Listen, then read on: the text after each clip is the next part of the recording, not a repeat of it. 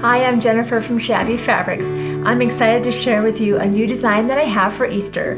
It's called the Ruche Easter Egg Runner, and look how adorable this project is. It's perfect for your Easter table, and of course you'll probably be planning a special meal. How pretty would this be running right down the middle of your dining room table? There's some neat features about this project that I want to share with you today. So let's get a look at how unique this really is.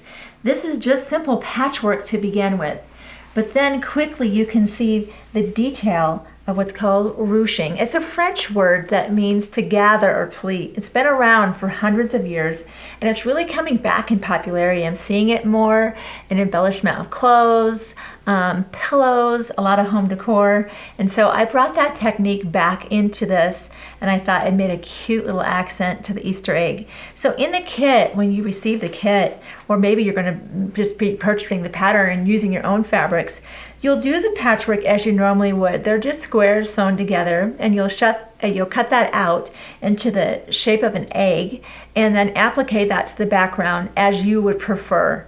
That could be either traditional applique, turning the edge under, or machine applique with, say, heat and bond. But then the ruching, that's what we'll be going over today. And we'll also be looking at these beautiful hot fix jewels and the technique that I use to get those onto the actual egg. So let's get started. I'm so excited to share with you ruching. I love anything that looks ruffly or ruched or embellished. I think it just is so special. Love it. So what is this business about ruching? First off, you can't believe how easy it is. In the kit, there will be 4 different colors of ribbon, one for each of the eggs. So let's get a piece of the ribbon, and I will show you just how easy it is to do ruching. You do want to choose coordinating colors. Each color should match your ribbon as closely as possible. We chose Masterpiece because they have 80 gorgeous colors, and it doesn't seem to matter what fabric I choose. They seems to be a great thread color. When we were making the ruching for the Easter egg, I just had some thread at home that I tried, and I'll have to tell you, the thread broke. When we got back to the shop and we got the Masterpiece thread that we absolutely love and we use for everything, there was no issues. It's strong, and it has 80 gorgeous colors to choose from. So it's such a great thread to have in your quilting room, not just for piecing, but for projects like ruching as well. So you'll thread your needle with just one strand of the thread, and we used the Ruched hemming needles, and we use these for embroidery too, but they're sharp enough that they work just as well for the ruching, so you don't need to buy any type of special needle.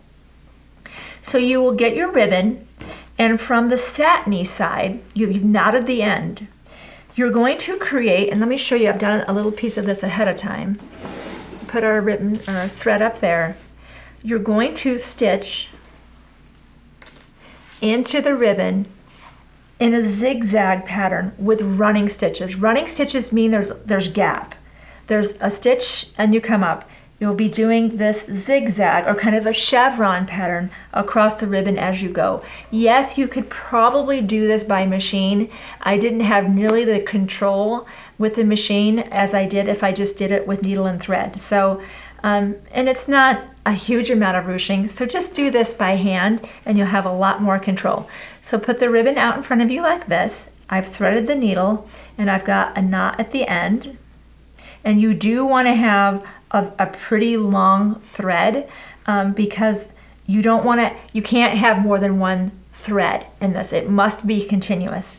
So we're going to come in as such, and now we will run long running stitches on the 45 to that point, and then we will go back down. I don't measure anything. It's just a visual little zigzag.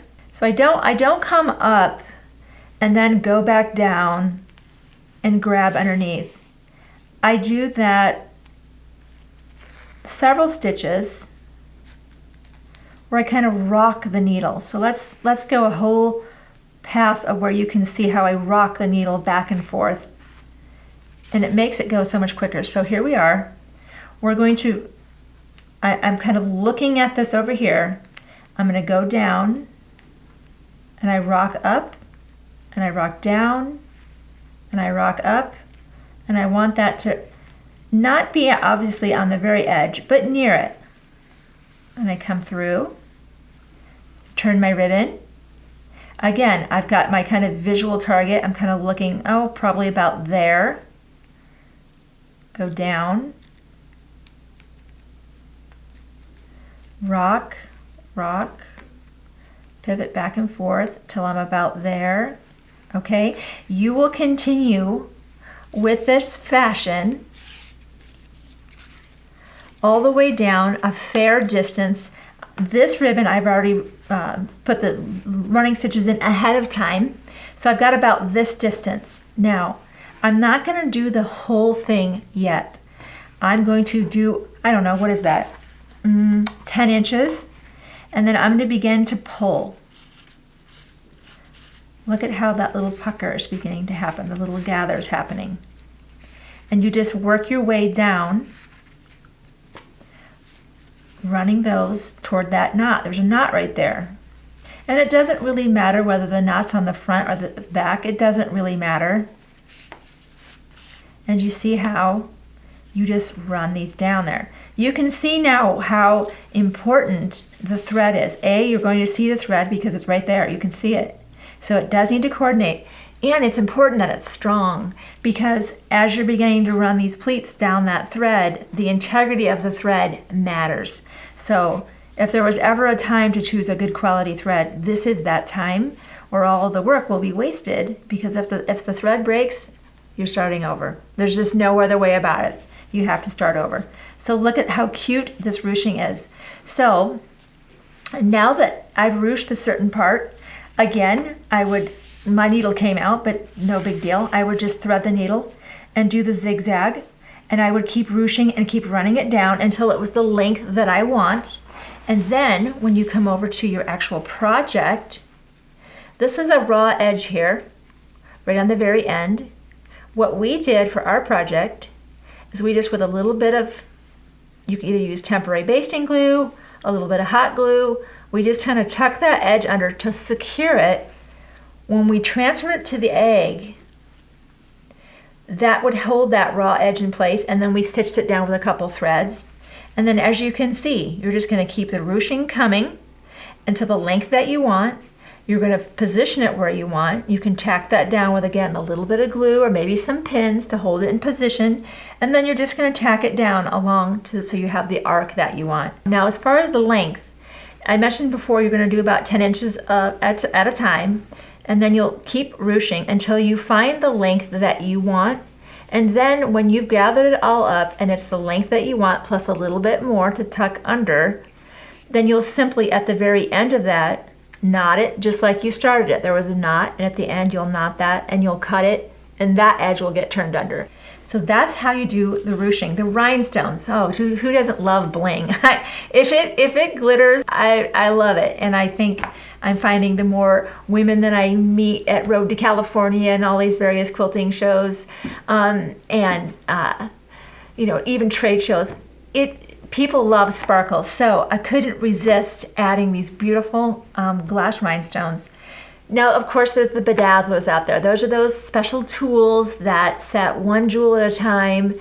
But you know what? You really just don't need to do that. What I've learned is when we jeweled ours here, because we're always in a hurry to get one done, the sample done for videos for you. We don't have time to set jewels one at a time. What we did is we would position the jewels. This worked really well. We positioned our jewels in our intersections, and then I had a very thin piece of fabric, almost like a muslin. I think, in fact, it may have been a muslin. And you'll position them exactly where you want them. See, I have a blue here just so you can see what I'm doing. Of course, you wouldn't put a blue there, but you'll position them. This is even before the ruching. You could put this on or after. It really doesn't matter. But if you put this here, you put your jewels in place. Then we just put that thin piece of muslin on top with the iron, And you're literally going to hold that in position for about 7 to 10 seconds, depending on the heat setting of your iron. And I have that on full hot. And then when I lift up, all of those jewels are set simultaneously. I'm not doing just one jewel at a time. So that really is all there is to embellishing the Ruche Easter egg project. I hope if you've never tried ruching or embellishing, this is a fun and adorable and sparkly project that I think that your family would enjoy seeing on your dining room table.